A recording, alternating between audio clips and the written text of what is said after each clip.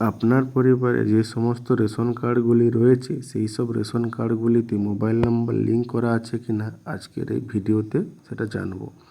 আপনার পরিবারে যতগুলি রেশন কার্ড আছে সবগুলোতে যদি মোবাইল নাম্বার লিঙ্ক করা না থাকে তো পরবর্তীকালে আপনাদের রেশন যে আপনারা পান সেটা বন্ধ হয়ে যেতে পারে।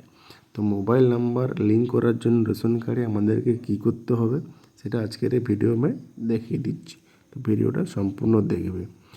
তো আমাদেরকে সর্বপ্রথম ডব্লিউবি ফুডের এই ওয়েবসাইটে আমাদেরকে চলে আসতে হবে। আসার পরে আমাদের হেল্প সার্ভিস বলে যে দ্বিতীয় অপশানটি আছে এই অপশানটিতে আমাদেরকে ক্লিক করে দিতে হবে। ক্লিক করার পরে নিচের দিকে চলে আসতে হবে। আপডেট মোবাইল বলে যে অপশানটাতে আছে এটাতে ক্লিক করতে হবে। ক্লিক করার পরে এখানে আপনার পরিবারের যে কোনো একজনের রেশন কার্ড দিয়ে সার্চ করে আধার ওটিপি বসিয়ে সাবমিট করলে আপনাদের সামনে এরকম একটি ইন্টারফেস ওপেন হবে। দেখতে পাচ্ছ এখানে অনেকেরই রেশন কার্ডে মোবাইল নাম্বার লিঙ্ক করা নেই। তো এখানে এক এক করে সবগুলো মোবাইল নাম্বার সবগুলো রেশন কার্ডে লিঙ্ক করব। তো প্রথম যে লিঙ্কটা করব রেশন কার্ডে একটা রেশন কার্ডে লিঙ্ক করে দেখিয়ে দিচ্ছি।